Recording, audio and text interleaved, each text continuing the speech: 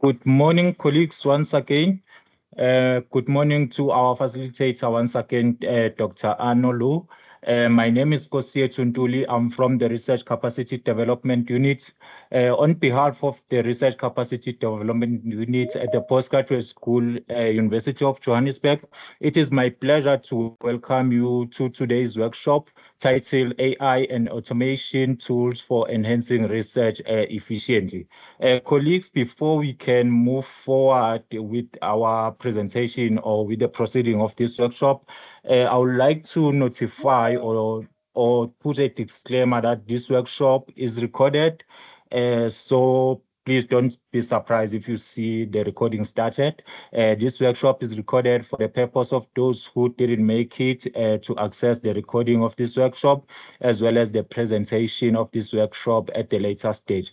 So if you would like to access the recording of this workshop, you are more than welcome to go through to our module community on the supervisor community as well as the PDRF community. And if you're a postgraduate school, you will be accessing it to research masters and PhD module community. If you are not enrolled in any of the mentioned community, please send us an email at RCT inquiries or supervision course, and then we will attend to your email. Alternatively, you can register for our upcoming workshops or to view the services and access all the services that we are providing at the postgraduate school via our integrated system, which is the RCT management system. It is available on ULink under services, the last option. If you are having trouble or getting errors with the registration, kindly send us an email on supervision calls or RCT inquiries. We will attend to your email. Alternatively, we have colleagues who are mobilizing, who are going to libraries to assist with the registration for the system. So you just visit the postgraduate session between Wednesday to Friday at APK campus, DFC, and APP campus. So my colleagues will be assisting with that. So, colleagues, we are honored today to have our facilitator, Dr. Anolu, as our facilitator for today. Dr. Ano brings a wealth of expertise in emerging technologies, digital research methods, and the practical integration of AI tools within the research process. As the topic of today or the discussion of today, colleagues, we request or urge you to engage as much as you can. Please make sure that your mic is muted. I will enable all your mics. If you do have a question, just raise a hand and I will notify our facilitator that someone has raised a hand. Alternatively, you can also type under the chat if you do have a question, and then I will notify our facilitator that there is a question under the chat. So if I'm not notifying the facilitator, probably you have send a question under the chat. I will surely attend to that question, but sometimes I just wait for a facilitator to finish probably with the slides that he's presenting or finish with whatsoever discussion that he's making. And then after that, I can now raise a question to him. So with that being said, also colleagues, the evaluation form feedback will be shared under the chat. We kindly request you to take your 2 minutes to fill that form. It helps us in organizing the workshop of this kind and also to find value and the impact these kinds of workshops they are making to the graduate, to the postgraduate community at the University of Johannesburg. With that being said, now, colleagues, allow me to introduce our facilitator. Our facilitator for today, Dr. Anolu. I have just put a summary, Dr. Ano. Please forgive me for that, or because of the slides, just a short bio that I put. But I will now go through the whole bio that I have here.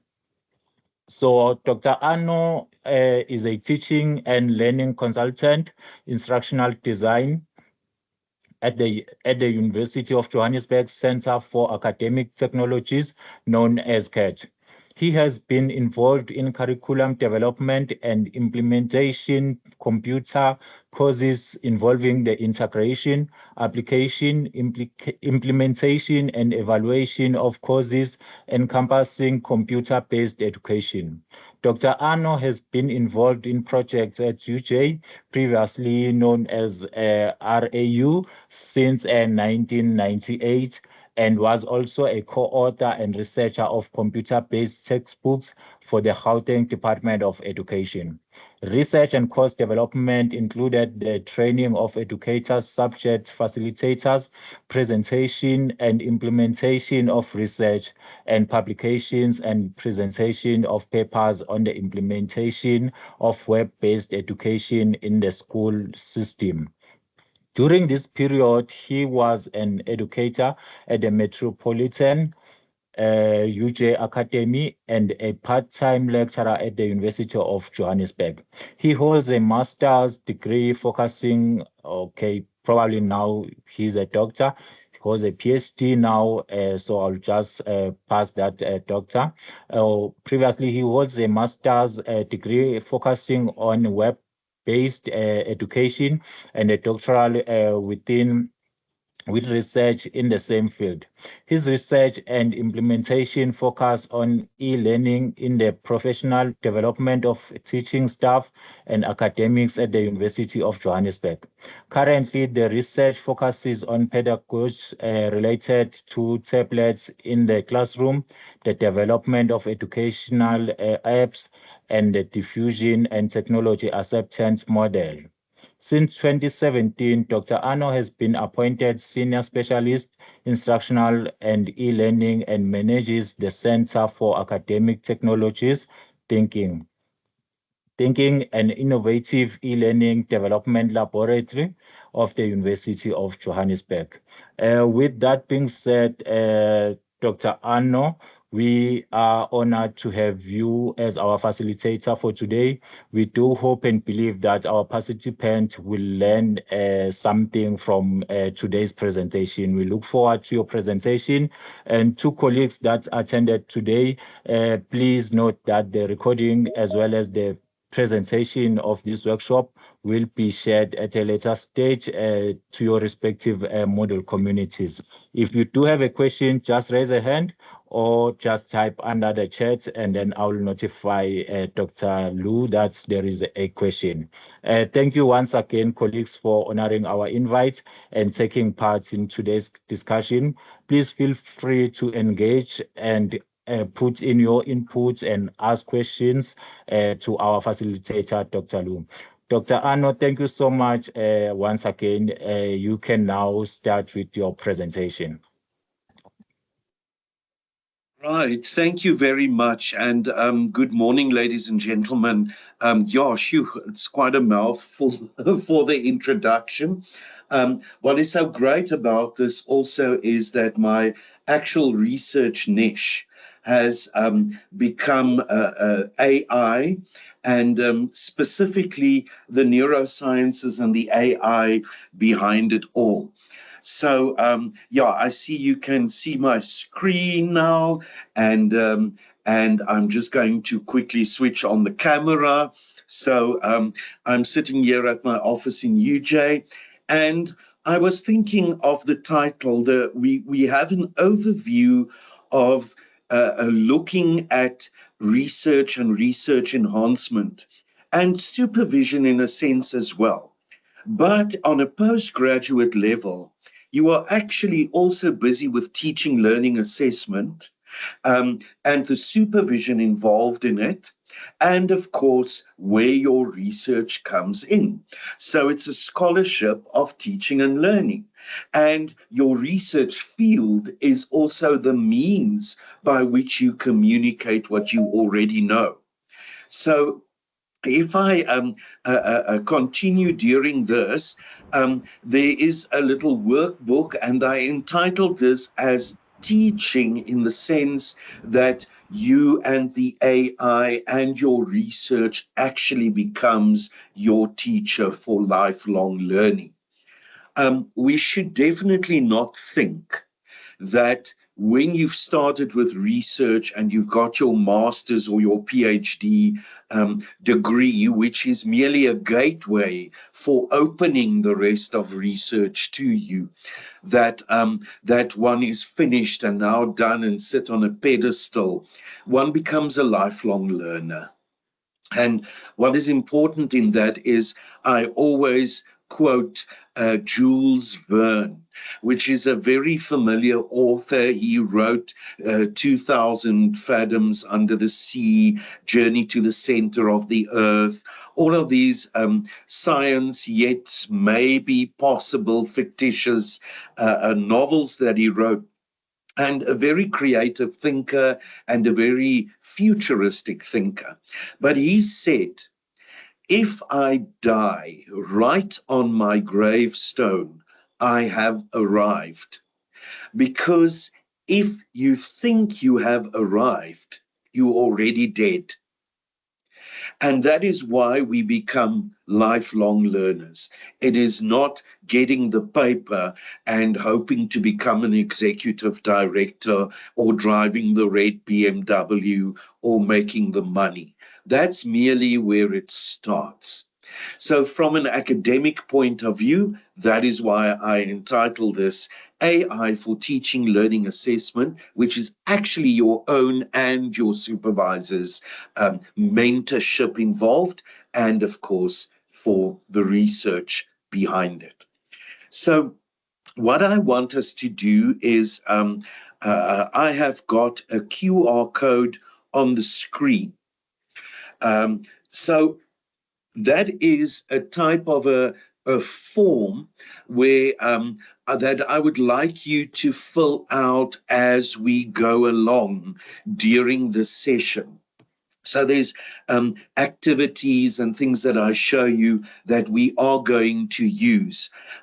If you want to answer it with your smartphone, you can scan that code from the screen and it will take you to the form.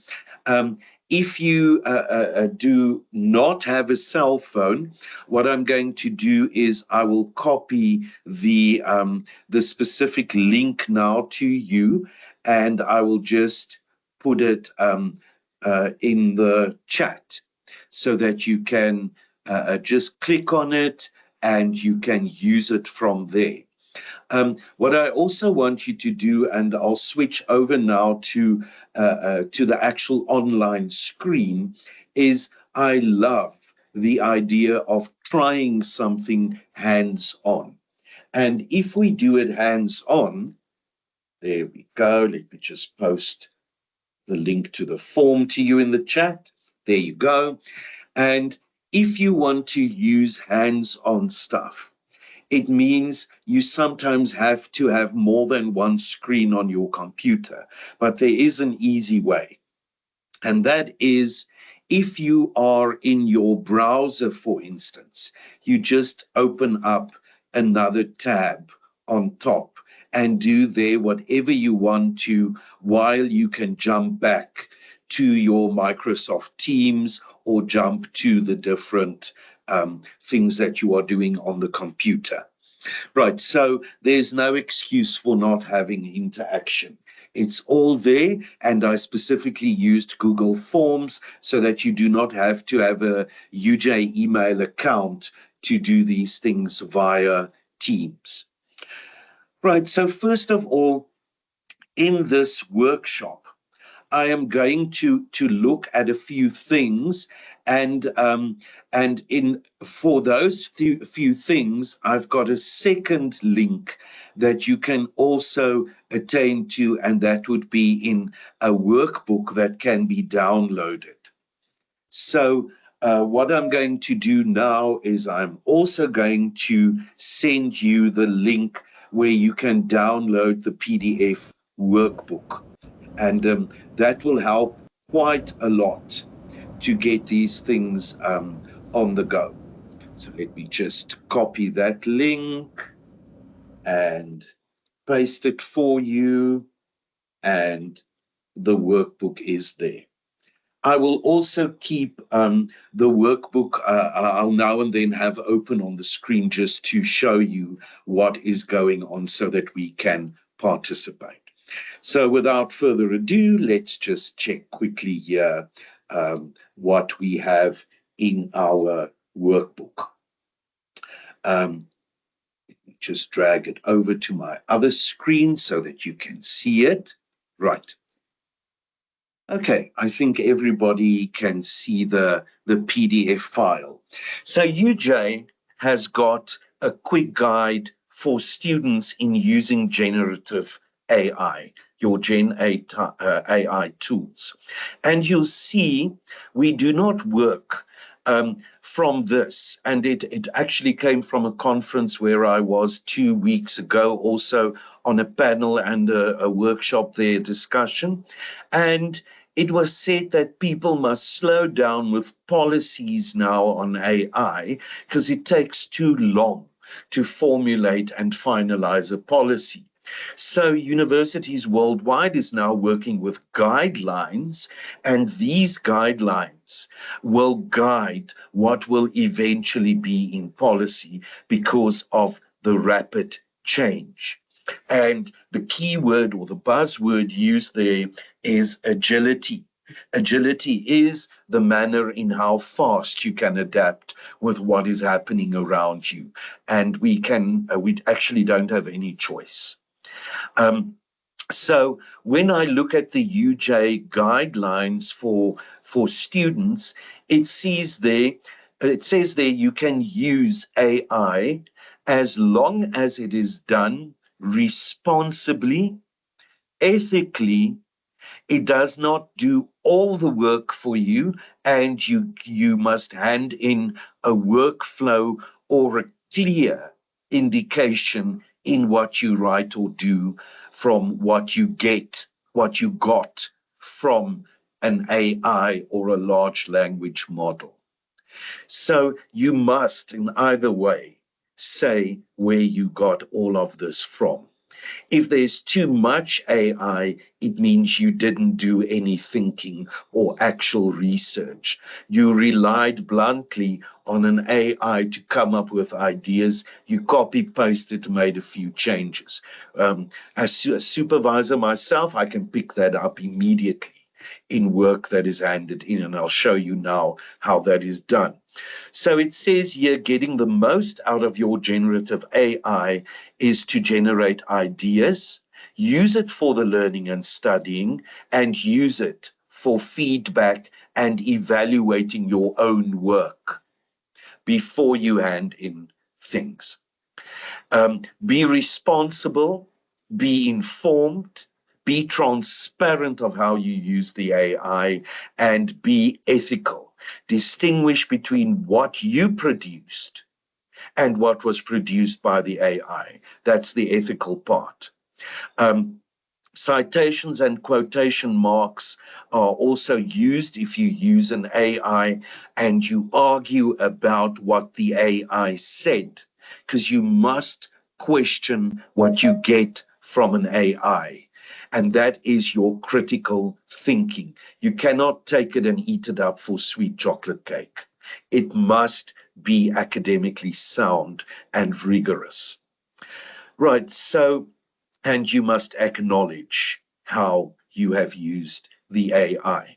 So here's just an example that said the author of the generated AI model, the year of the version used. For instance, OpenAI 2022 or OpenAI in brackets 2022. Of course, your study is going to be thrown out if there's too many OpenAI 2022s in, because it must be referenced properly. I use it in the same way where people would say you should not use Wikipedia. So I'll read what Wikipedia says. If it's reliable, I won't know. But I scroll down to the list of sources of Wikipedia. I go into those sources and I critique what was said. because anyone can interpret from a source what they've written down. My question is, did they argue that it's the correct thing and the correct source? So all of this is used in the same way. These guidelines are available on the UJ intranet and on the UJ website, so it's a matter of just searching for it. Then also there are guidelines for lecturers, teaching, learning, and of course, research. You can see these go together. I can even add in assessment as well. Right. So it boils down to the same thing. If we use ChatGPT, Copilot, Grump, whichever version you use, just see that it is produced responsibly and that you are ethically correct. It also says here you must produce 2 examples of the prompts that you have used when you speak about or have used the AI. Right, and then there's a bit of background around it, clear communication to the institution or the department on which AI or AIs, large language models you've used. If you have collaborated in a sense with the AI and your critical AI literacy, which I'm going to touch on today for you to realize how it works. Here is just a few examples of how AI is used, and a lot of it I will show to you. Under your plagiarism declaration form, remember, if an AI has generated an idea, I'm not talking about text, I'm talking about an idea as plagiarism. It must be mentioned that when you had a conversation with the AI, this idea came up. You resonate with this idea, how it links with your study, and how you are going to apply it. That would be proper research thinking behind what you are doing and writing. So you cannot just say to the AI, give me a few ideas about, and then say, a few ideas about this is, and you write it down. Then you've plagiarized from an AI, which probably got it from someone else who thought of it already. So then your idea isn't original.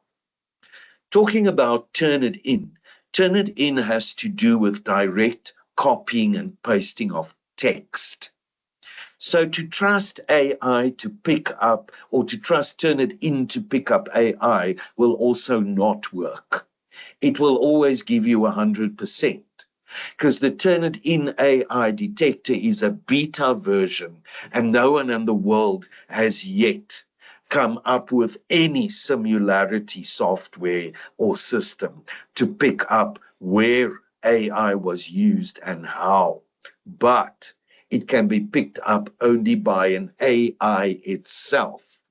So you will always get 100% reading if you do Turnitin, maybe 98% or so, because AI needs AI to detect itself. And Turnitin cannot detect AI yet. None of that exists. Only an AI can detect AI. So that percentage or nonsense like that, I cannot measure quality by means of percentage. So this is about thinking, and it's still the same amount of research as what you would have done before AI was available. Right. So there's a student guideline and there's a staff guideline also. What I'll also send to you just a little later in the chat is a little ebook I've written here on rethinking assessments and how to work on your assignments, your chapters actually, working smarter and not harder, and rubrics and academic integrity in the AI era. Right, so first of all, what I want to do is I'm going to start with just one little exercise. I've got 3 that's hidden in the presentation, but I only want to start with 3 of them. And the first one here is, as I go along, let me go there. If you look at those pictures on the screen, my question to you is, which one of those two is AI generated and which one is generated by a human? Right, so we here have got A and B. So which one do you think was generated by an AI and which one by a human artist? Right. Anyone who wants to take a chance at this?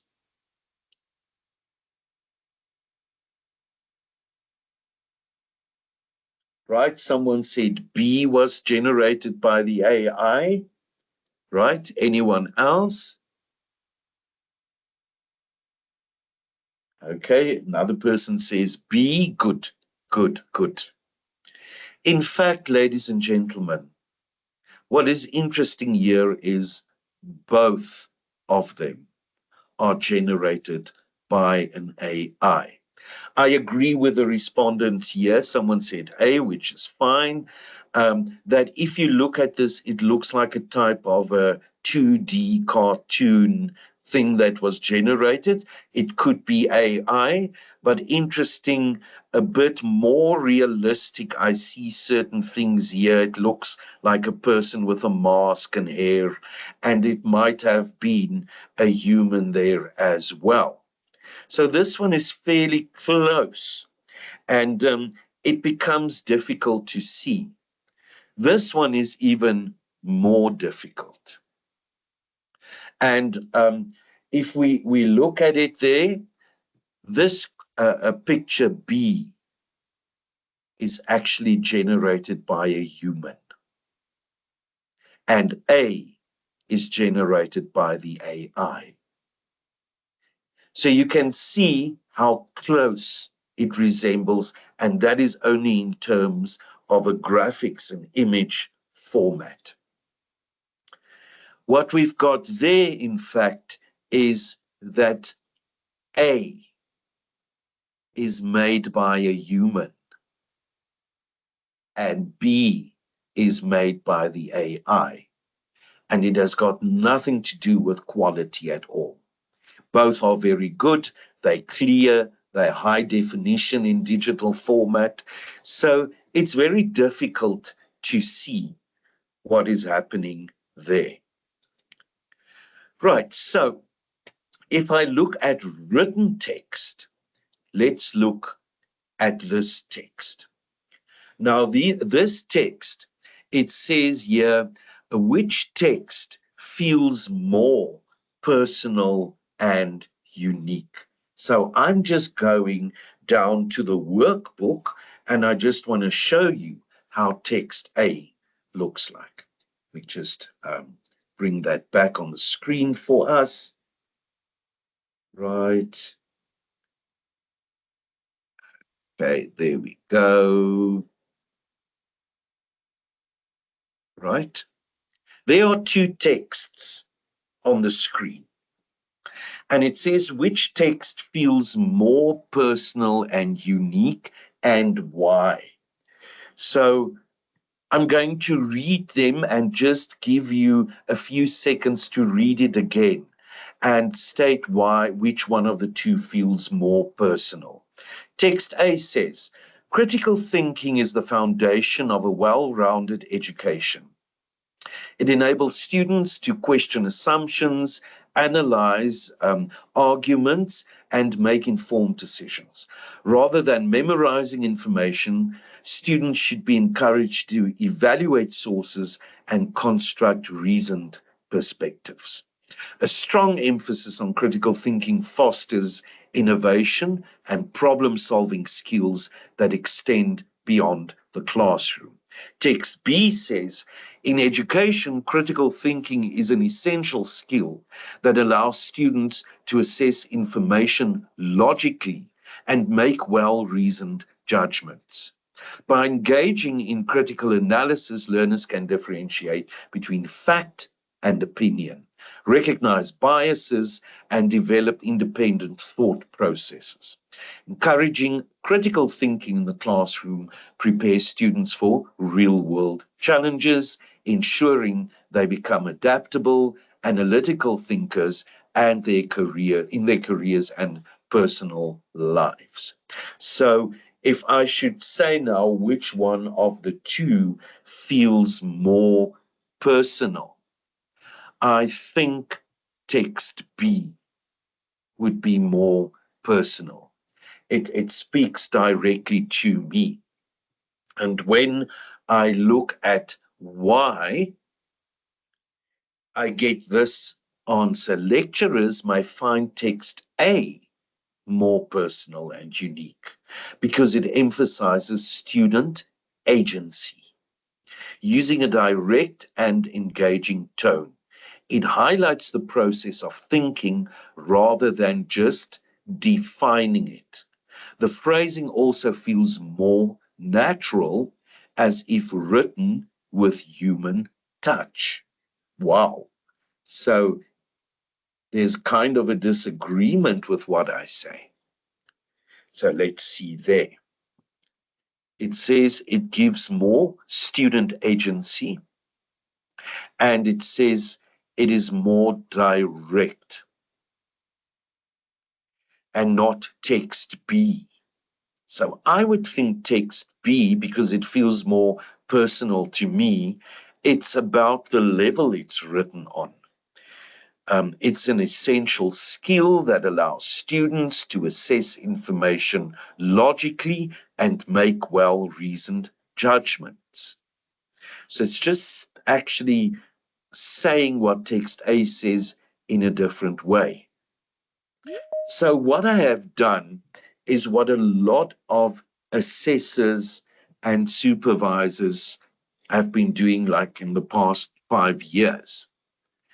I take each one of these texts, or both of them in this case, and I send it through an AI.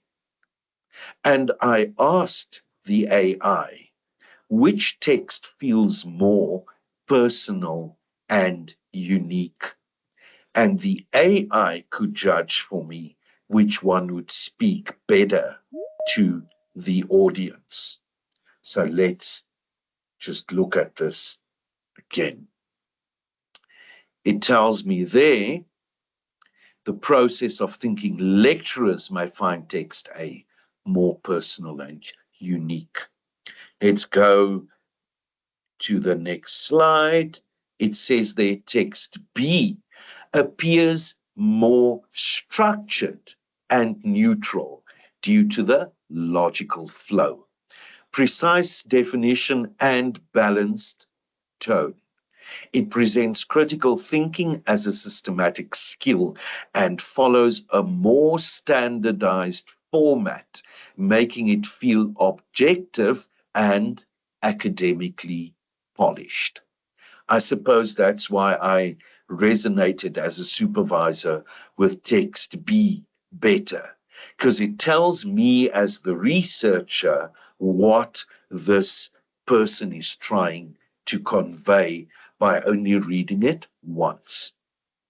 So we must be very careful, and we know we must know our audience, but knowing our audience is actually just what's our South African expression, the ears of the hippopotamus in the water.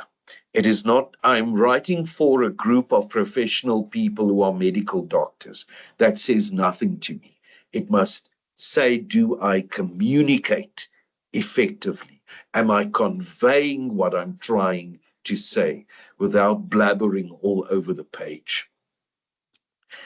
If I look and I ask the AI, which of the texts do you think is written by AI? It says many may assume that AI wrote text B, because of the structure, the impersonal, and the formulaic style it's got. But AI-generated content often prioritizes clarity and coherence, but it sometimes lacks a distinct voice or a perspective. It sounds like someone who does not have a personality wrote it.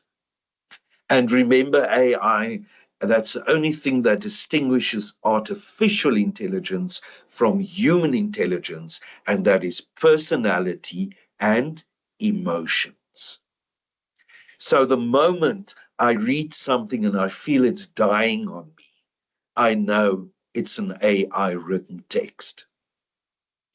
So that is how we as supervisors can pick it up immediately, because we work with people.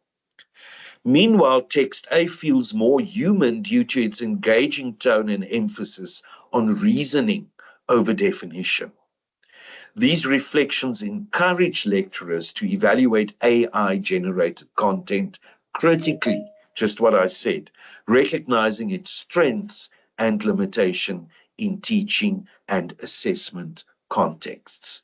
Because somebody is going to read your work critically because they also want to use it in their research. Somebody is going to assess your work critically to know if you put in your value, your worth, as dubbing you with a cap to be a researcher when you hand in your report or thesis at the end. So we must not just assume that the AI will do this brilliantly for us. Right. So I'm not going to look at a lot more of this inside in terms of the presentation. I want to get to the hands-on part of how you can use AI to help you. Now, first of all, I just want to kill this PowerPoint for now. Right. So what you see on the screen, as I said, if you want to practice and test what I'm showing you, you can just open a different tab and jump between the two and jump in Teams from here to see what is going on.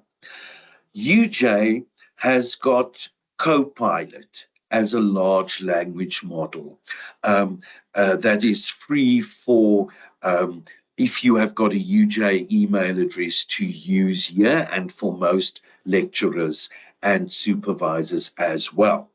Right, all you have to do is sign onto the UJ system, like when you sign in to use OneDrive or to use your Microsoft Teams, and when you use Microsoft Word, PowerPoint, Excel, BI, whichever app is available, a Copilot will assist you in as an AI large language model inside what you're doing. You can use Grump, you can use Gemini, which is Google's AI, and you'll see here, because I've got it up, Gemini pops up here on the side as well, which is another AI, and it also uses one called Monica, which is really, they are all very good AIs. I, of course, most of the time, and I've got a paid version, which just gives me more integrated work than using separate things in the AI, but I use ChatGPT, which is also available for everyone, and the Open AI. So for the sake of today, I'll see if I'll jump into Copilot. But as you can see, I've done a lot of work in the past 2.5 years in ChatGPT, and it really enhances what would have taken me 3 months as a thought to gel and bring out what I'm trying to say. The GPT helps me to do within a week. So it makes me more productive, but it doesn't mean I still write down rubbish. So my critical thinking and judging the AI is very important. Another thing when you're working with AI, and I'm happy to talk to people from a postgraduate level, is that what you feed the AI, it is going to feed back to you. GIGO, garbage in, garbage out. And I must argue with the AI what I've written there to ensure that it also understands what I'm trying to say to it. Not by typing in, does it get my idea right when it gives feedback? So you must kind of play herding, kind of play sheepdog and keep it aligned, just like you would try and convince a human being of something. The other thing is when you work with your artificial intelligence, just make sure you can properly formulate a research question. The thing we all have battled with before. If your research question or sub-questions or normal chat questions are not very accurate, you are going to get a lot of rubbish given back to you by the AI, hallucinations, things that don't exist, but the AI tries logically to give you an answer from what you have said to it. So it's not wrong, but it's the way that you have prompted it. You are still the mastermind behind the artificial intelligence there, the neuroscientific senses. So don't be scared of it. Right, so when I, for instance, work with the artificial intelligence, I can ask it something like, and one always starts polite because I find the AI picks up that I'm polite with it and it becomes my friend when it talks back to me. That's why it's called Chat GPT. I'm chatting with the best research assistant I've ever had here. Graphic designer, assistant, data analyzer, whatever job you want to, or task you want to pinpoint on it, it does that very well. Just remember, it's not taking over anybody's job. It is merely assisting me much faster because it does not get tired. It does not have emotional, financial, or any socio-economic influence on it. It stays calm, neutral, and objective. That's why it can think faster than what I can do. So it helps me to be productive. That's why I use it. Who sits behind it? Still a human being, still a data analyzer, still a graphic designer, and still a researcher.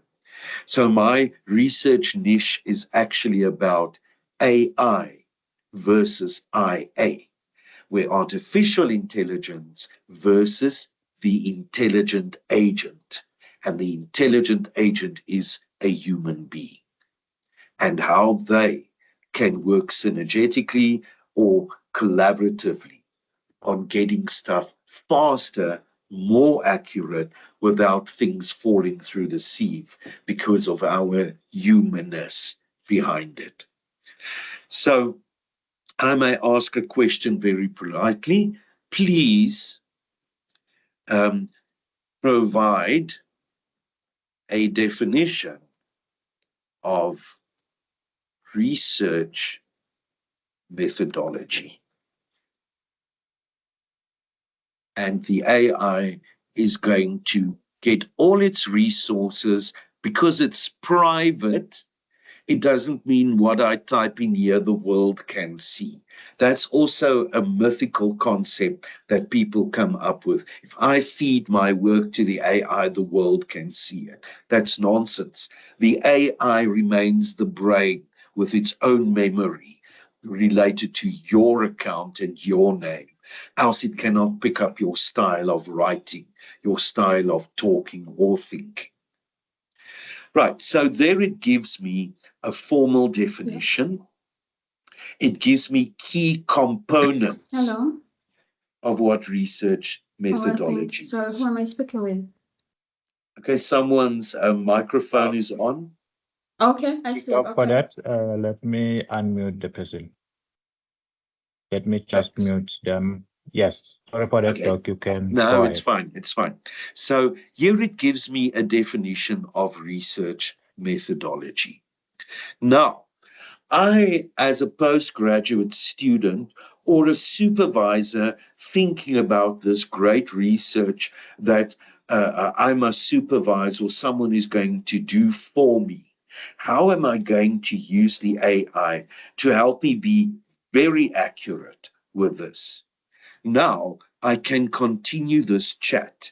And can you see what the language model already did? Copilot does the same, Grump does the same. It already gave me today, and it gave me a topic of our chat. But now, when I'm going to start asking more questions or trying to find out more, I really want to not call it a chat anymore. I want to call it a conversation, because now we're going to talk and reason about certain things. So, a very good definition here. I can now immediately go and I can ask the AI or say to the AI, I want to conduct research on how AI should be used ethically in a study, let's say, about school. No, let's keep the school out of this. Let's say in a study about sustainable development goals in South Africa. Right? There's my statement. You see how I'm prompting this? I'm telling the AI what I am doing.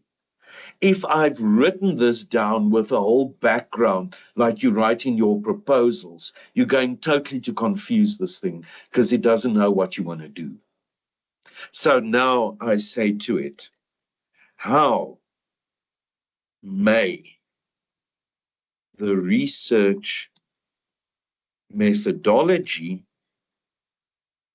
look for this study if I want to do, let's say, qualitative research? And now the AI thinks. There it says to me, it is a compelling and a relevant topic.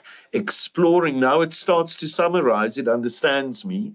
Exploring the ethical use of AI in the context of sustainable development goals in South Africa lends itself well to qualitative research. Here's a structured breakdown of how your methodology might look. So as a researcher, what do I do now? And you see what the AI does. It tells me this is a methodology, qualitative. So it gives me a title for my study, exploring the ethical use of AI in advancing the goals in South Africa, a qualitative inquiry. Okay, so it suggests a title. If I've been a very lazy or a lackey thinker, I would have immediately copied this and say, this is the title of my study and this is the methodology. But I haven't critically gone through it yet. So the idea of generating more ideas with the AI comes from this conversation I'm now having with it. And you see how I use the AI to do my research or to actually get my aeroplane off the ground when I start doing research.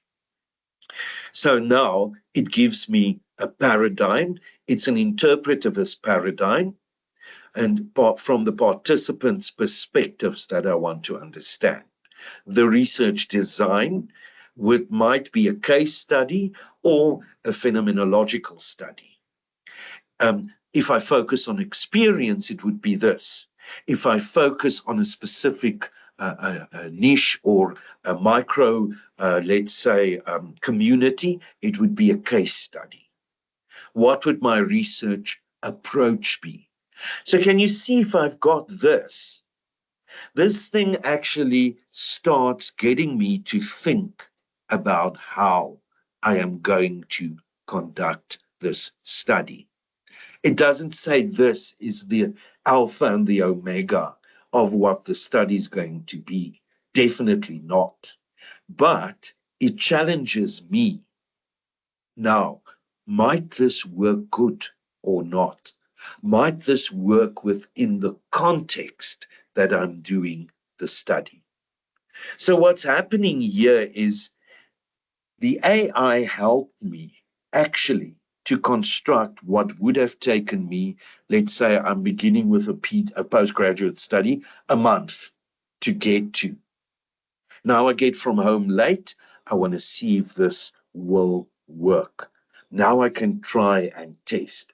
And now I can speak to my supervisor and say, I've consulted the AI. It gives me this, but I think I might not do an interview with policymakers. Where am I going to find AI developers in South Africa? Am I going to use one company or 20 companies? What am I focusing on here? Will this be too much? Because if I look now, honestly, from my point of view, if I look at this research approach, the collection method here, data collection, this is going to take me more than 2 years to get all of this. So maybe I would say if a student says this to me, you know what? Ask educators or university lecturers. Ask university students, and maybe look at development, sustainable development goals, implementation reports, and read up on UNESCO. I would only do that if it is a doctoral study, a PhD study. And I would say to my student, take 10 educators and 10 university lecturers, and the rest you can decide on how many people, about 5 or 10, and see what happens. That would give me enough data to work with. Right. Are there any questions so far, ladies and gentlemen? I hope it makes sense to you that I'm using the AI not only as my assistant, but as an extension of my, I don't want to say mind, my thinking, to help me as an assistant, to help me think. So I'm using it, I'm just not abusing it. Jade, you've got a question? Hi there, good morning. I wanted to ask, so if you were to use it in this manner that you have done so at the moment, would we necessarily need to reference this aspect? No, because this would be in the beginning of your study, where you declare, where you describe what your study is going to be about. I would say people are going to pick this up because this AI is going to write in certain ways where a person is going to pick up it's written by an AI. So I would use this as a study for my study, but I won't copy and paste this from the screen and say this is my research methodology. It must still be in a narrative form. But can you see now my path is already set? Because the moment I read this and I'm going to start doing a literature study, anybody's going to pick up like what this person is writing in the literature with a voice here, and I pick up it's somebody talking, arguing here, is definitely not the style of bulleting what he or she has done in the beginning of the study. So that's how it helps you. It still has to do with the thinking. Right. Yes, is it Noel? You've got a question? Okay. Thank you very much, Doc. Yeah, it's very interesting in the use of this AI, but I've been a little bit confused. I think I've been attending 3 or 4, 5 workshops right now this week in terms of AI. But then when you explained about text A and text B, you were trying to explain that this text A was written by, shows more like it's a human intelligence which has done this one. And then the B one was for AI. But then sometimes when you use on the same topic, you can generate something with AI. Then you try to write on your own, then you put it on the AI. Then still the AI will just tell you that this has been AI generated, but yet I had scripted on my own. How do I navigate about this thing to specifically differentiate? Okay, where does it tell you it's been AI generated? It might say maybe it's a ChatGPT or something, because you have just script something. It will just, so maybe the percentage will be 80% or something like that. Okay. When you have script? Right. What I would do there is I'm going to show you now with the next demo how I would pick that up. I just want to ask you, if you write something and you use Grammarly to fix the language, isn't that also using an AI?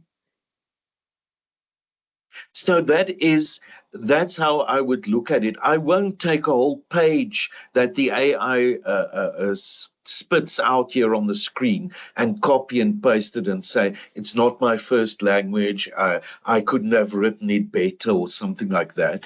I would still take what is written there, see does it speak to my study, and fix the language with Grammarly, rather than, that's what I'm boiling down to, than just copying stuff from the AI and pasting it. Because you will immediately pick up that if you read something, the one page is written in a different style from the next page.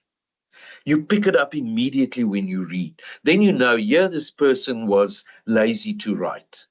It doesn't mean you have to labor out, like in a labor ward where babies are born, a piece of text and say it's too difficult to write. Academic writing is difficult, but you've got other apps like Grammarly to help you with that.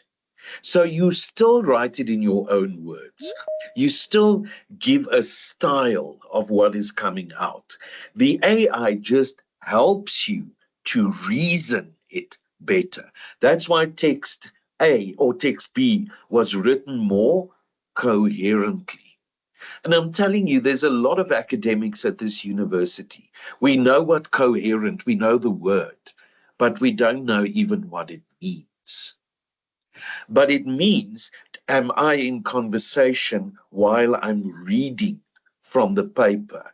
Am I in conversation with this researcher that wrote it? So if you are talking via paper to a person who's got the same interest or reading your work, your writing is fine.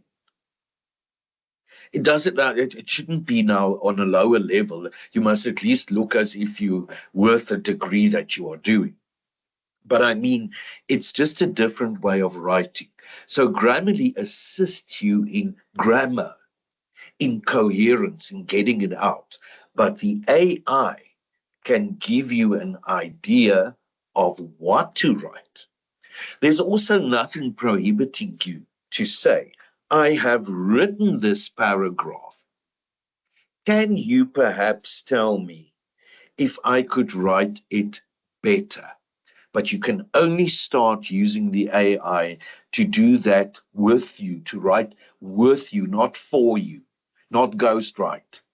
To do that with you after you have written a few things to the AI that it can pick up your style.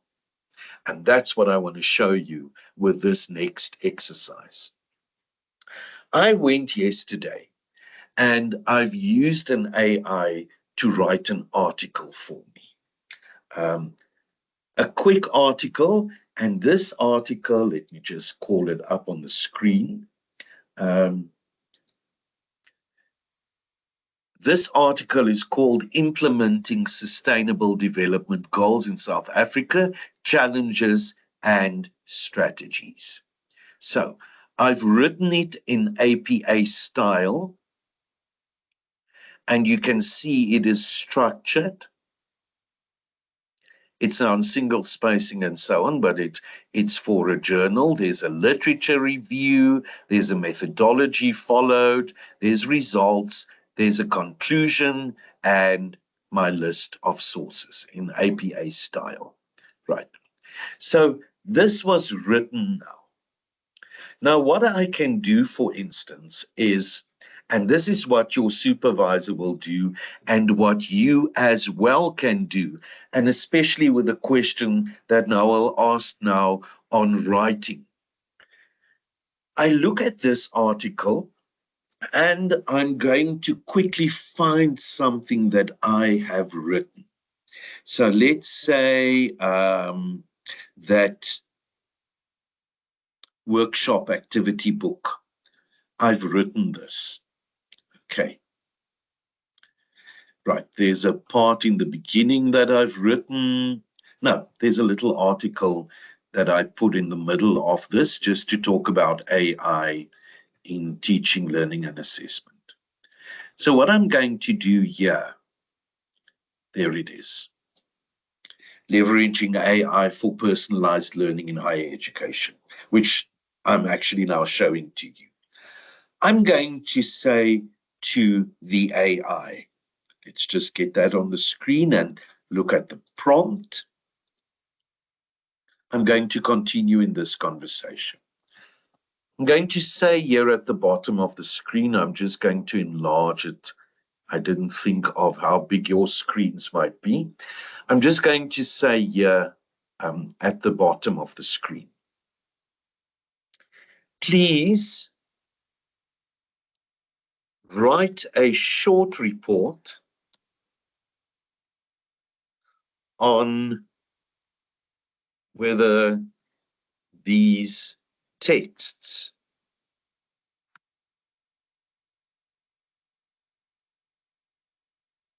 were written by the same author. Now, I'm going to say text A is. And now I'm going to have a look here at the bottom of the screen to my part in the workbook. Yeah, here it is. And I just need 1 or 2 paragraphs. I'm copying this just so far, and I'm going and I'm pasting it. And right at the bottom, I'm going to say text B, C attached.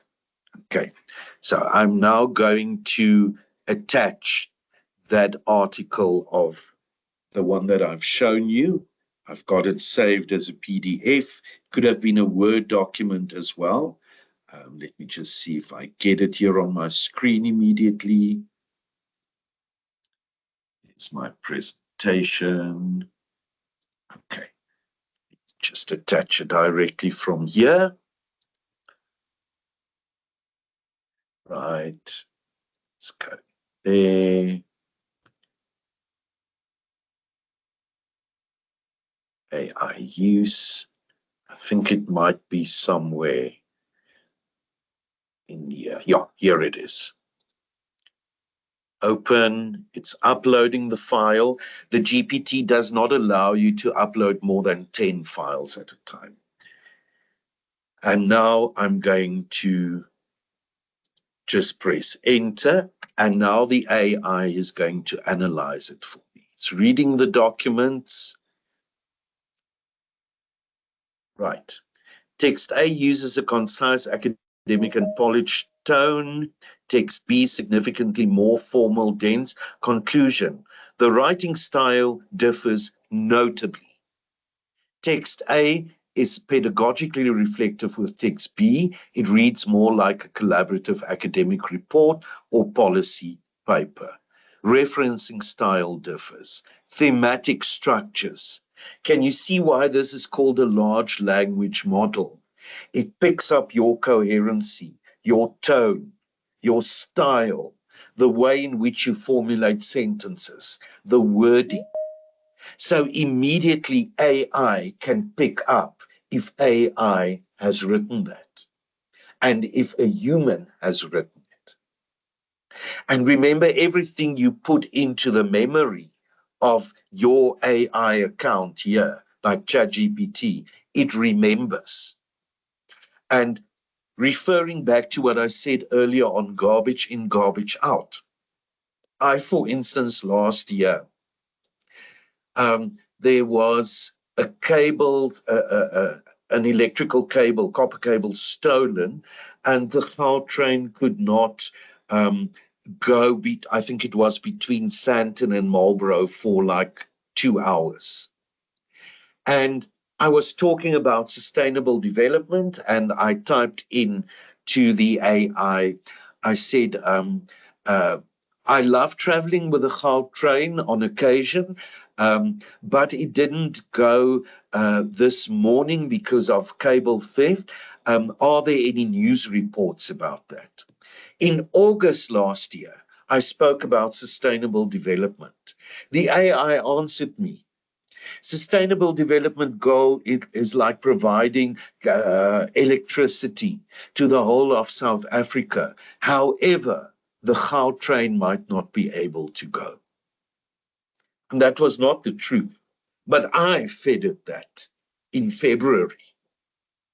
So it assumes that is the truth because it could find that from its memory. So that's why everything you feed in, and if you say something wrong in the beginning, or you were discussing something that doesn't work, it is going to reflect back in the replies that the AI gives to you. Right.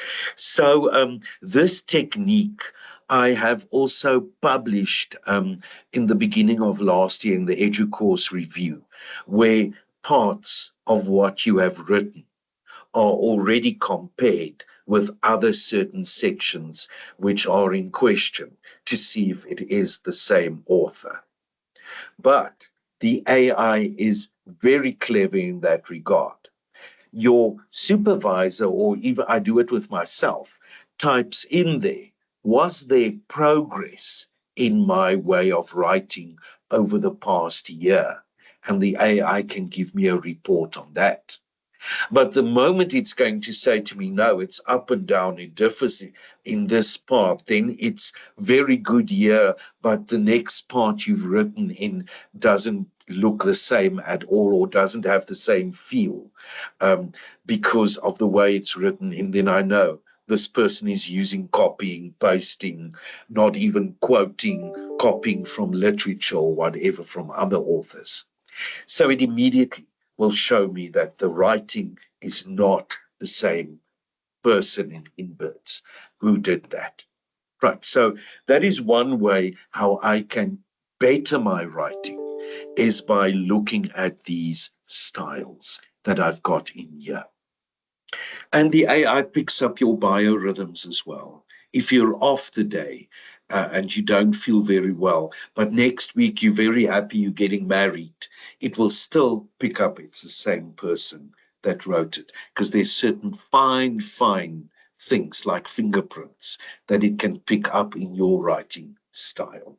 So ask me, does Turnitin pick up whether a person has plagiarized or copied from someone else? It can only pick up if the same words are used. It cannot pick up whether an AI has written something. Okay. So many, yeah, I see here what you've got as well. Okay. Right. So that is one way of looking at. But what I can do now, and this will help you a lot in your research and techniques. I can do a search, make an image, or directly go to research here. Now, ladies and gentlemen, don't be confused with research and doing a Google or an AI search. That's a search engine. I want to laugh out loud when someone says, when I say, what are you doing this afternoon? They say, I'm doing research. And when you get to their office or their place, they're busy Googling something. That's not research. That's finding information. Research is what you make of the information, why, where you want to go to with it. So, and people usually Google stuff, but they only look at it. They say the best place to hide a dead body is on the second page of a Google search, because people never go further than that. So I can ask, I can search, I can make an image or do research. I'm first of all going to say this, and you can do this with your reading stuff to save you time. Summarize the article I have attached, because I'm still in the same chat. Now it's looking at that article, and there it's summarizing it for me. What are my key challenges that it has identified? What are the opportunities? What are the proposed strategies? And that's how you use it to help you with your research. So if you are reading 20 articles, or take 10 of them and ask the AI to summarize it for you, that will help with your literature review. Would you like a condensed one-paragraph summary or a print-ready version in PDF or Word? Then let's say, yes, please give me the Word document. And what's interesting, look what it does now. It's quickly analyzing what it's got, what I've got. You see, so it also does thinking. The difference between an AI and a human is just the AI can think much, much faster. And nowadays, with our quantum computing coming in, we're literally talking at the speed of white light. So, and there, when I click on it, you can see it jumps up here, and there it has downloaded the Word document. When I open it, I'll show you now how it looks like. Just get it from the other screen over. There, I've got it. There it has summarized the article for me in a Word document. Okay, you can see even if I tried, watch at all the language things that Grammarly picks up. That is not right. So I cannot copy and paste this and say, Jonathan says that, or I summarize Jonathan's article by saying, and I copy and paste this in my thesis or in my assignment or so, and I just fix the Grammarly here. It will still be picked up by the AI that you have not done the summary.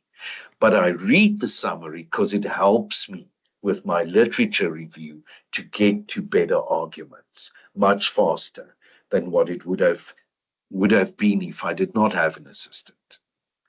Right. Okay, so that's the one way in which I can do this. I can also say to the AI, please draw a mind map of this article. And now the AI is thinking,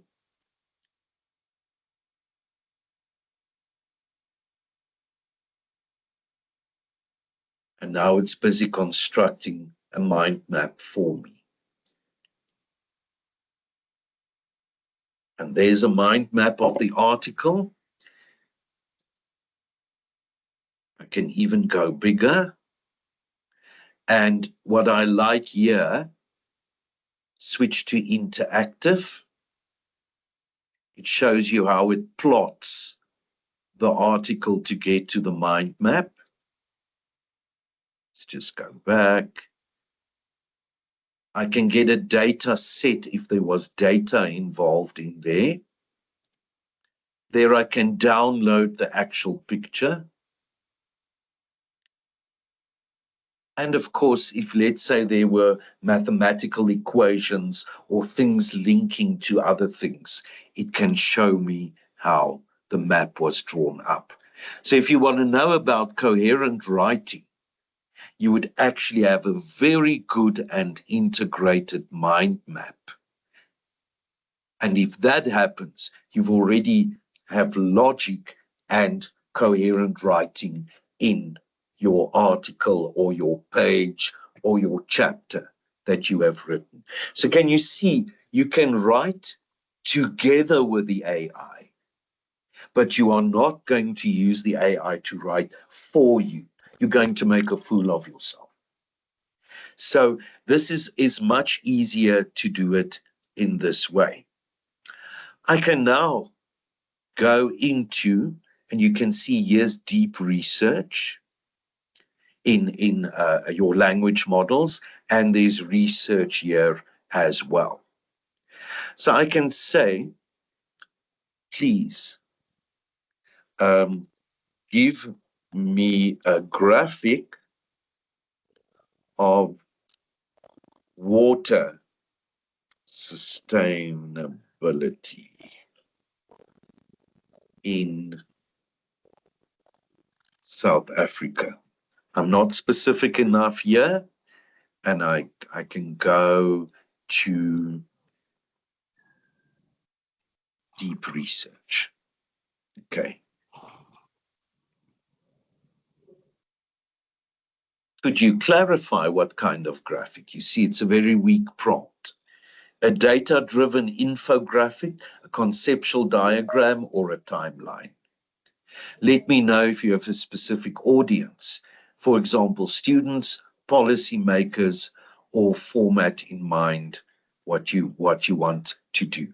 I'm going to say, can I have a progressive bar graph or chart if you want to? Right. So you can see you have to know your methodology. You have to know at least what you're talking about when you talk to the AI. So there's still as much thinking involved as ever. Right, so it's searching for me and it might take a while. Sorry for that, Coffee? Doc. There we Sorry go. for that. Okay. Let me just Okay, make the it's fine. person. Right, so now it's doing, I'm coming back now to it while it's busy. Right, so from all of this and the article that I've written, this is the easy way to use your AI. Now, I might go even further. You see, it's going into very deep stuff, and it seems like there's not enough yet in South Africa done on this to do the research.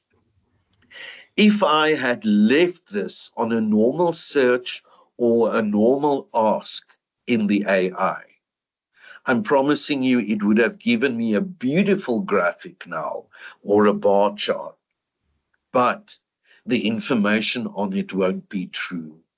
You can try and search and you'll get the wrong graph because the AI is listening, it's adhering to your request. It must give you a result. And now, when I give it a result there, or when it gives me a result, it hallucinates. That's the term we use in AI. It hallucinates and it gives me a graph, but the stats on it is totally wrong. So, so one must be careful that you don't eat up everything that it gives to you. So here it's as accessing a population figure. It's first going to Wikipedia to find the sources. So maybe I won't trust this, and it could only find one source. And you can see here's the whole workflow of what it is doing. Water sources. I'm piecing together the total waterfall withdrawal, including municipality and agriculture. It's busy following a methodology here to tell me what it is doing. Now, when they say, with they, I mean researchers, publishers, supervisors of research studies, say to you, please hand in a workflow of what you have done. This is your AI type of workflow that you hand in the same way. First, I thought I would go to Joburg or municipality's water division. Then I asked for statistics. Then I took those statistics and I've done this or I've done that. Because people are going to ask you, where did you get this data from?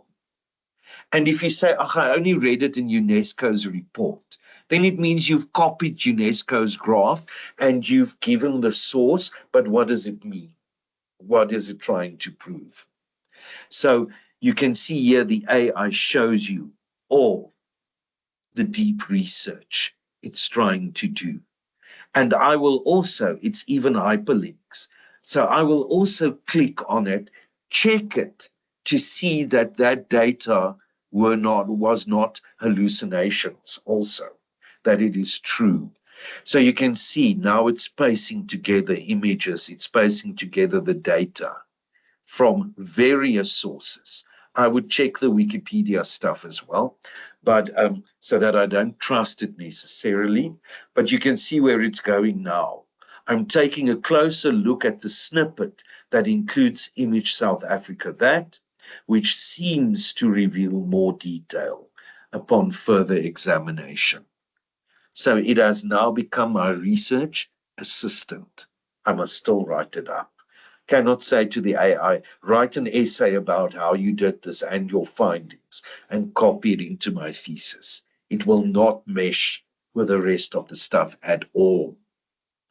So very careful there, just to take it on face value. I don't say the AI is incorrect. It helps a lot, but don't copy and paste directly. That would really, like I said, be making a fool of oneself. Okay, so you can see this takes a while. It already found 7 sources. So it's busy doing the deep research here. So I'm going to leave this so that it does it for now. The advantage now with Copilot and with a large language model like ChatGPT, you can see even here it goes to Zimbabwe. Sorry, interrupting myself. Okay, so even with ChatGPT is when this 4.0, 4.01, 4.5 and so can put a lot of things together at once. But one can explore the different GPTs here. And a very good one here is where I can say, for instance, data analysis. And it will find AIs that can do data analysis for me.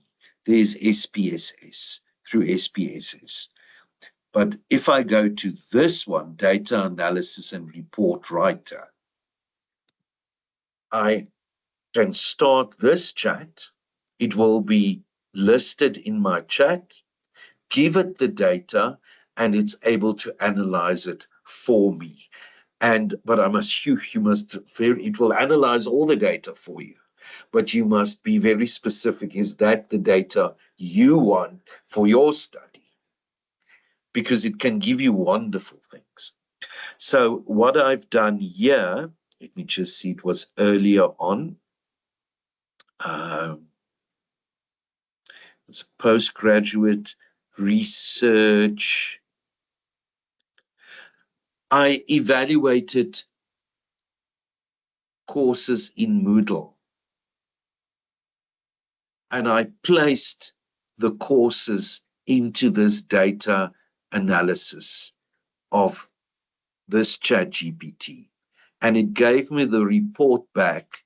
Okay, it won't be here, as a Word document, but there it told me how it is analyzing everything, what came up, what the conclusions it made, what must be more used by lecturers, how is the general learning experience, even on qualitative terms of the data that I have found.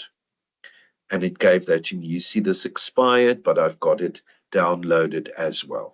And it gave me a beautiful report with statistics. And I checked it, and it was fairly accurate. While I'm busy with this, I also got an Afrikaans voice message, which I had to send to my colleagues. It was a question about the database here at CAT. So I quickly took that voice message and I sent it through the AI, and I said translate it in English. And what it did was it immediately gave me the text back from the voice message and translated it into English. And I just copied that translation into the email, and I said, here was a question.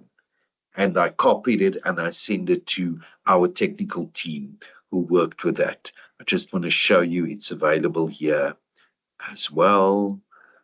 I saw it somewhere. Creation, Blooms, redesign. There it is.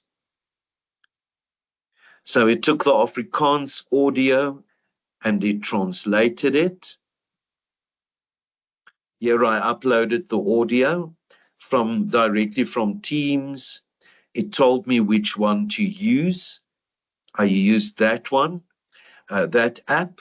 It was free. It went through and I could immediately get the English text from that. And Chat even gave me all the sources listed here as well.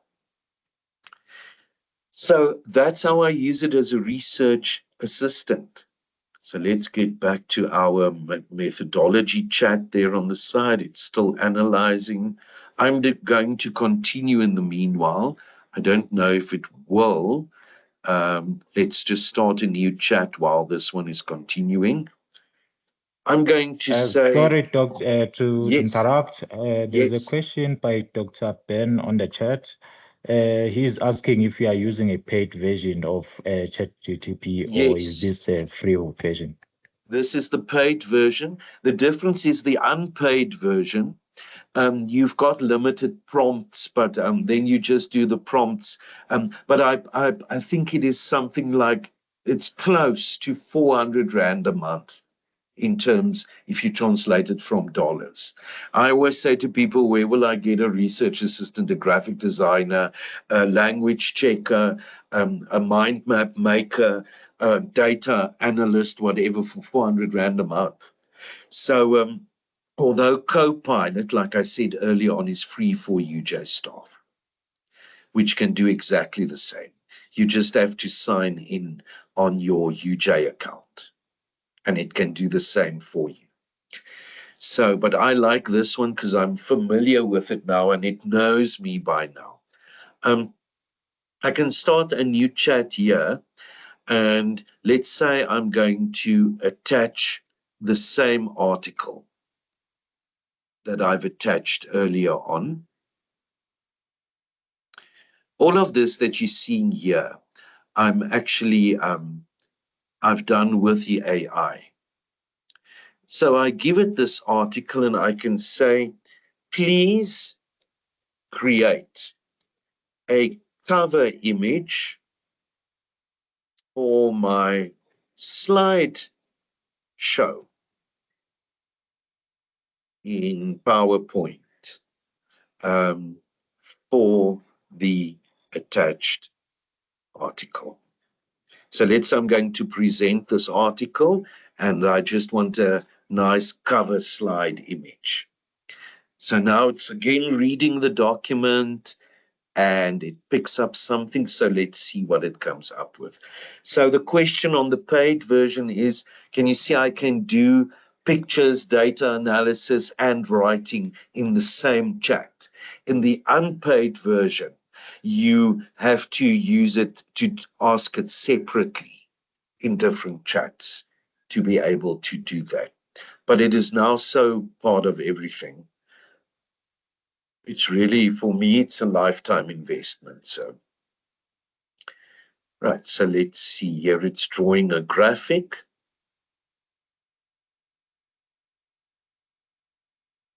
So remember, I said it's for my slide.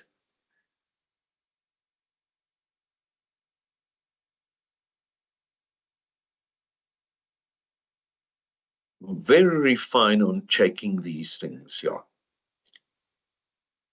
You see what's happening here.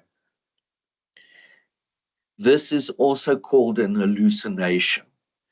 What happened to 8 to 12, and what happened to 14 and 5 and 6.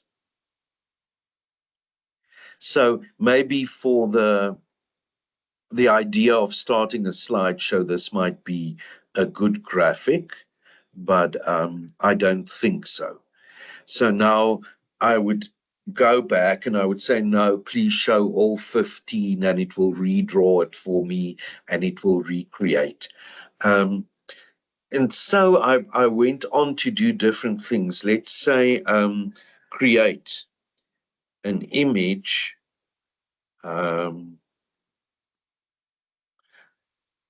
or sustaining electricity. Maybe I should leave it just there. Then I'll show you why we have to prompt this very fine. And then I'm going to just present a small argument back about this. The more you use it, it even picked up my typo there, but it's okay.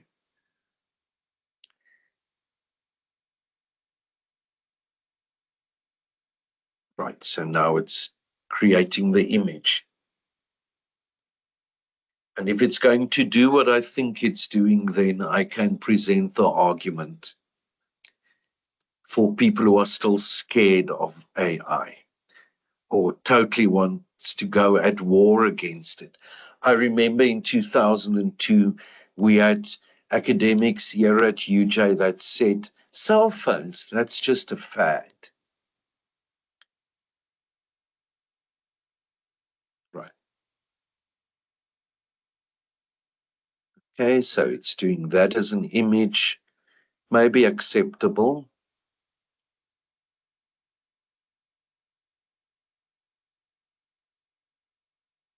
Okay, my prompt wasn't clear.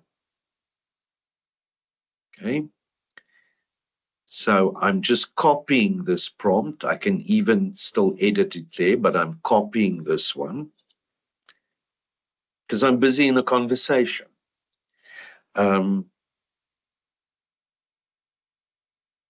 Sustainable electricity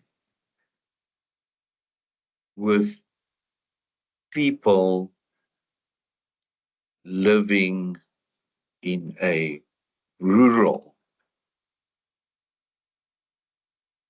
community. Let's see what it comes up now.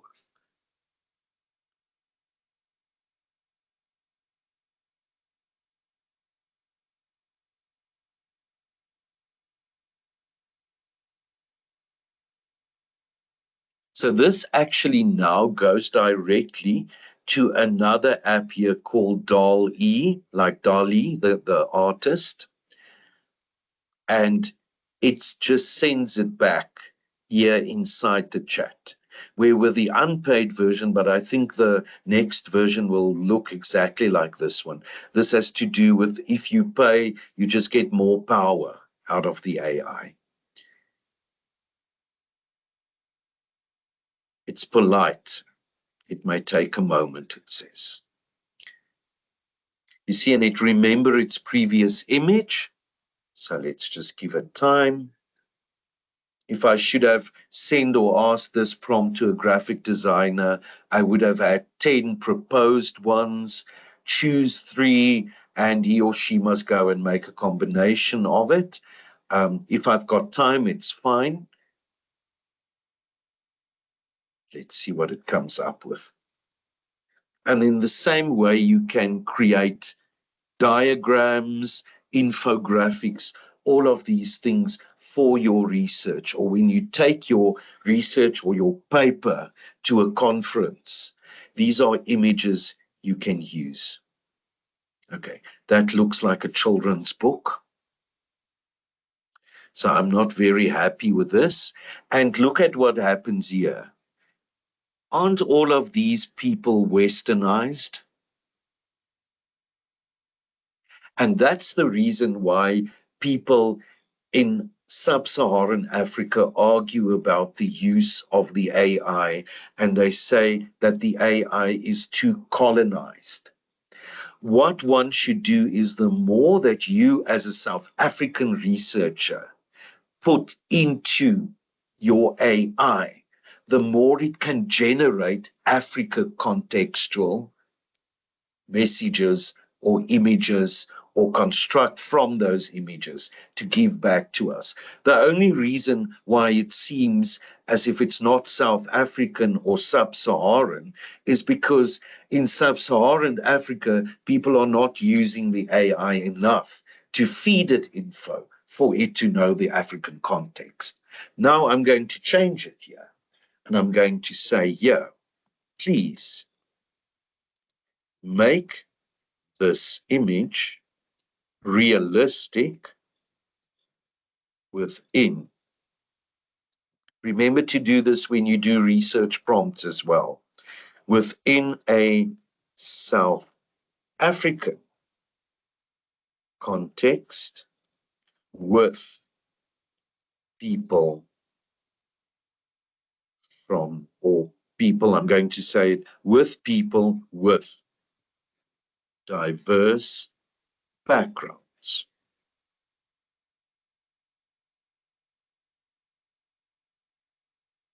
And now I'm learning how to do the prompt for a contextual result. It might have been text as well. For the lecturers of who's in the audience, I also want to say I have, for my students, I sometimes take the textbook exercises, which is sometimes horrible. And I say, this is the problem. Please recreate this exercise for a South African context. And immediately it creates a new problem. It helps the student. Here's your exercise. Here is the assignment, because it's something you can associate with. For instance, the qualitative techniques that I lecture, that for logistics, that specific problem would say it's in the banking industry. So if I say to the AI, do it for me within a South African context, it will say a spaza shop has opened. You want to escalate this spaza shop to be now a shop in a shopping mall. What would you do? So it contextualizes it immediately. And there you can see what the AI is now starting to do within a South African context. Immediately, I see sustainable electricity. I can already see solar panels. I can see a wind turbine. I can see brick. I can see hut-like structures. And here I've got a more diverse people from South Africa. Now, watch at this hallucination that took place here. So that is the things you have to look out for when you do these graphics. All that I would do is I would say recreate this without any text, or I would go into PowerPoint and just crop this part out and place this picture in my presentation, for instance. Okay, right. Are there any questions so far, ladies and gentlemen? I always say 2 hours is not a lot. I'm going to jump back in here. Then I want to show you something else. And then I think we might be out of time by then. So let's just get to our research methodology. Right. Just want to see there it found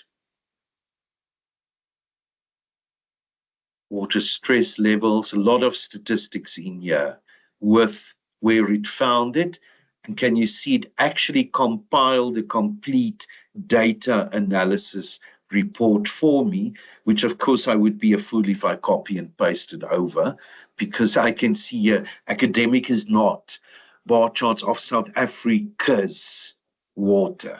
These apostrophes in some cases that makes the language too informal. If I click here, that's actually what I wanted. So with that, I can walk and I can work. And I can say, after prompting the artificial intelligence to give me bar charts, I also looked at those different resources. I don't agree that the water stress level was this high during that time. So it just presents a much richer argument that seems that I'm actually an intelligent being, not just agreeing with all the things that the AI dishes up for me, but it helps me a lot. So I can use it in this way, 2000 to 2024. I mean, who of you could have done that from all of the resources this fast? And then people spend money on going overseas and talking to 2 people to find one statistic, while you can do it in this way and just check it out. Okay, right. So the last part that I want to show you here is another wonderful AI. It is called Perplexity. There's Perplexity AI, or you can choose the AI app or the free one.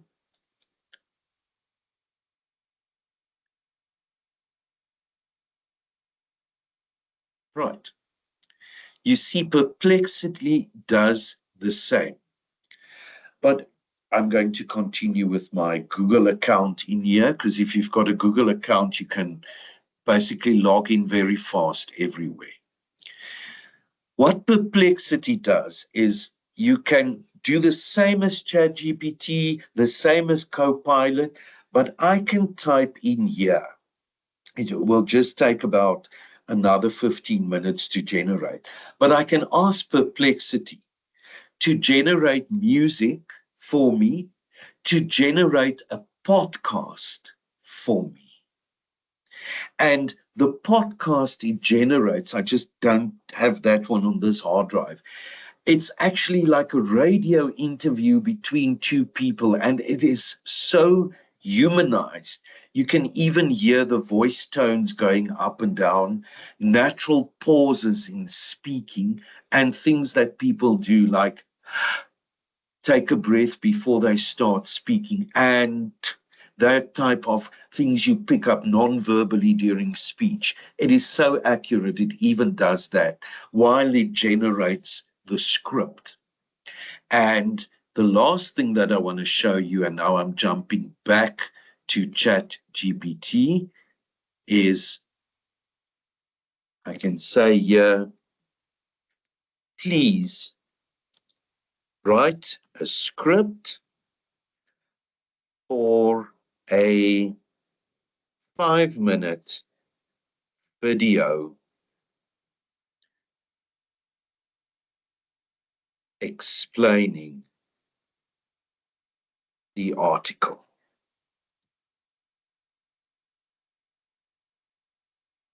And now it's thinking, it's just looking at the article again.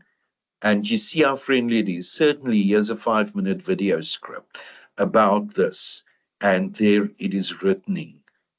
It's writing what the narrator says, what should be in each scene of the video script.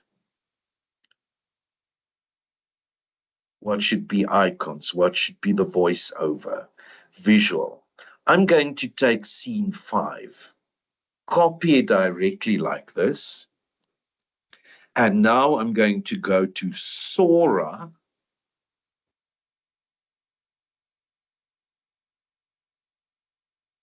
Sora is usually a busy one. Right. These are all things people created in Sora. That's the general one. It's not the signed in one. And here is my prompt. Can you see if you can use one, you can use them all? And I'm going to type this. I don't want an image. I want a video. And I'm going to type that in. And I want the video. You can see modern people, like the cell phone layout, larger PowerPoint slide, full screen layout. So you can think if the AI provides that, that is what students and young people are anyway used to. And when I upload it, I can create a storyboard, but I've already done that. It's adding it to the queue, and the queue would be a general place in the cloud where these videos are generated. And you see everywhere with video and image generation, there's a publish button. If you don't click on publish, no one else sees it. It remains under your privacy, under your account, which you have signed up or signed into.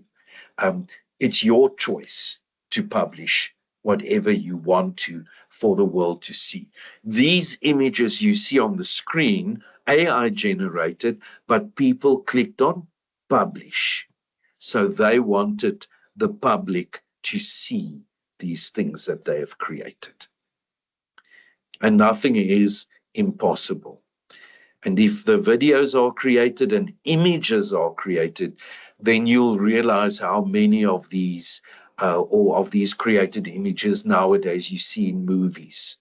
It's just created and put in as part of the actual movie sequence.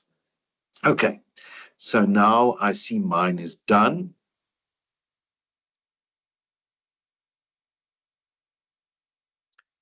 And it has created that little scene for me. And I can even go over and ask it to, I can edit the prompt. I can ask it to add a voiceover. I can even choose the specific voice that I want to. Right, so with Sora, I have created something that I want to show you. It was also under the AI use. I see it there. On the 16th, I'm doing how to create your educational artifacts and material. Let's open this one. Right. Also on sustainable development, I've asked Sora to do this video for me with the characters and write the script. And Saifo and Lindue lived in a vibrant yet impoverished township in so South Africa. it gives Their days were sound, filled with the familiar it gives a sights and sounds of their voiceover, community, it made it bustling South markets, African the laughter context. of children playing amongst dilapidated buildings, and the ever-present If I spin it onwards a bit, water, pollution. transforming a shady spot. The irony of it all is none of these characters or people even exist. It is it's AI generated, but who loves getting a message across better than telling a story? So these type of things are also there. So there's 2 stories and a lot of things in Wednesday's workshop when I show people to create the artifact. What I'm showing to you now is where it can be done in Perplexity, in Sora, where you can have summaries made, where you can have the more the deeper research done. But all in all, it is there to be your assistant and enhance your research and your research time, where it gives you focused time for what you want to do. Right, ladies and gentlemen, in a nutshell, I can go on for weeks and weeks about this, but with the 2 hours I had, I think that is enough for you to go and experiment with and check what else you can find. Nothing is impossible. All these GPTs even have got Excel interfaces, as you saw, SPSS. Here's the voice generator I used yesterday to do a voiceover for something. There are beautiful South African accents also where you find it. And in some of these versions, you can even say, here is the text. Please, let me do this quickly. Please translate this into isiZulu.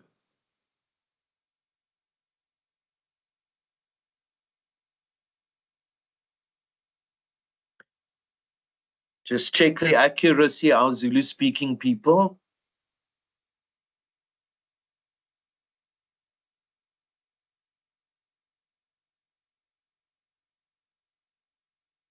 Anyone there? Is it accurate enough?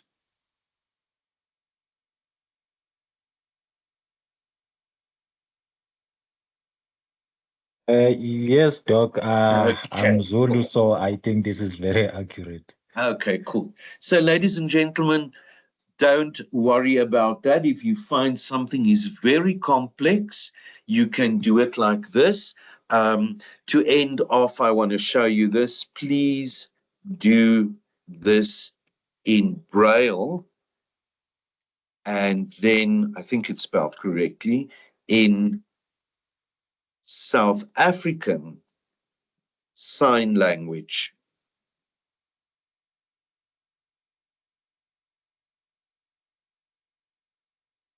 So remember, in your studies and research, when you present, always add these types of things in pictures to make it clearer. Okay. Right, there's the Braille script. So it can directly be sent to SciCAD or the Office with Disabilities. You can see I can copy this and I can send it and they'll put it into the Braille reader for visually impaired or blind students. And sign language translator, it puts it into the AI's translator and it shows the hand signs when this goes through. Okay, right. Any last quick questions, ladies and gentlemen? I hope there's enough for you to work with now. Yes, Doc, there is a question from Dr. Ezisa. Yes, He's sure. asking if one subscribes for ChatGPT, does your subscription cover Sora, DAL, and Yes. MAF? Yeah. Yes, everything that is in here, it just pops up because I've used them. But everything like when I search for the data analysis is available, the whole caboodle of it. And all that every time you've used one, it just pops up if you want to go back for quick references. You see, that's the one I just used now. Okay, and I can jump in there, continue the conversation. I can delete this. It's got projects added in the paid version.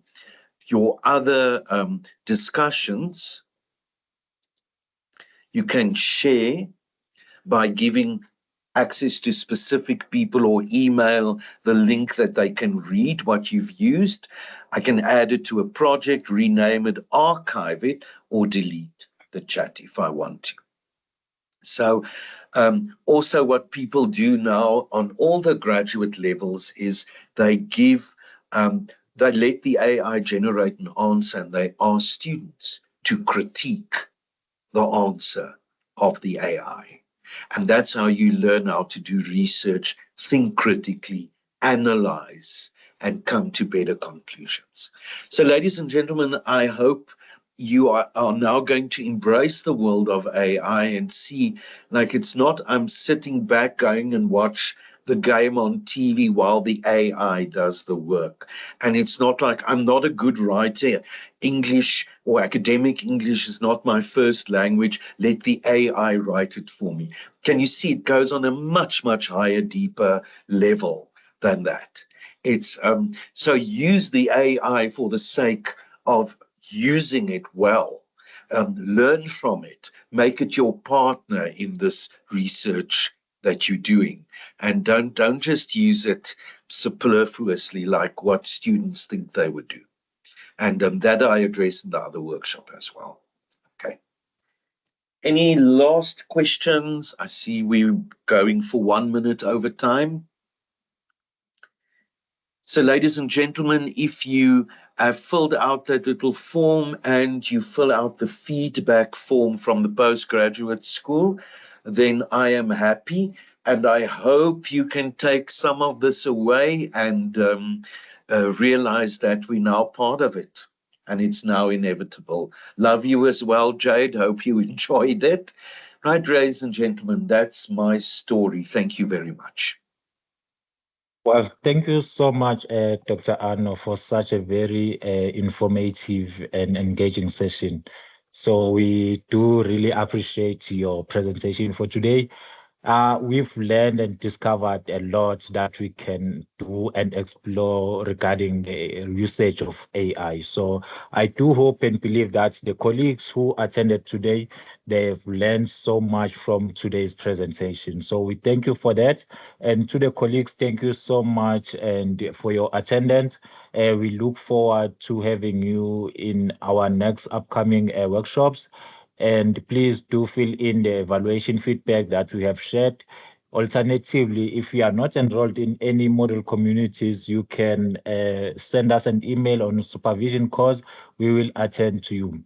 Dr. Arno, before I let you go, you spoke about the workshop that you have on the 16th. Can you tell us how we get to that workshop?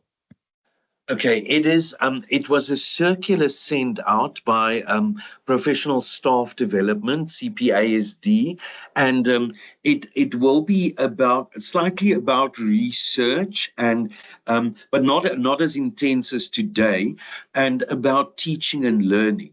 But it is for lecturers or anyone who want to train and present and help the AI do your classroom material and the content for you, for students and for yourself. So so there we'll go much more in detail into. I just want to see if I've got the invitation open. Yes, I've got it open. I'll share my screen quickly again, and just to show you, it is in the circular as well. I think the last one went out yesterday. We can see here. Why does it do this now? Anyway, now okay. Oh, it's because all that is still. That's interesting. Now my stuff gets stuck. But anyway, it was in the circular.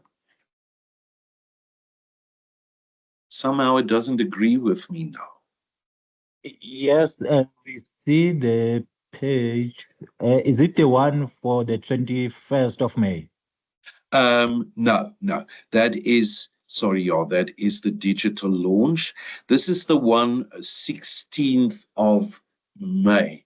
Let me just see if I can get, I've got the email about, but the circular went out yesterday and the day before yesterday from CPASD, Staff Development. So Please it will do be, look out for that circular. We will Yes. also refer to it to attend that workshop. I think it's a very good one.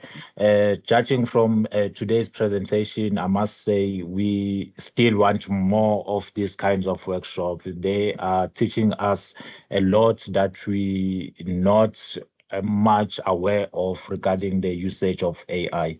So colleagues, remember, use it ethically and reference it when you have used it, and don't just copy and paste and claim it as if it's your own work. So with that being said, thank you so much, Dr. Arno, once again. And to all the colleagues, thank you for making your time to attend today's workshop. We will be sharing upcoming workshops. If you are not able to get any notification or you are unable to receive any announcement that we are sending out, do reach us on supervision course or RCT inquiries. Alternatively, you can visit us at Kanya Building Postgraduate School. We will be able to assist you. I see that we are now 5 minutes over time. I don't think we still have any questions from our participants before we can officially close the session. Okay. So thank you so much, colleagues, once again. Thank you so much, Dr. Anu. I will request if you can share all these documents that you have used in this presentation, and then I will email to all the participants. And I will also be sharing you the full report of this workshop, the attendance, as well as the feedback that we received on our side, probably in the next 5 days. I will do that. Thank you so much for such a very, very good presentation. thank you, ladies and gentlemen. Well, with that being said, we can now officially end the session. Have a great day further and a great weekend, colleagues. Thank you so much. Thank you, Dr. Arno. Thank you. Thank you. Thank you.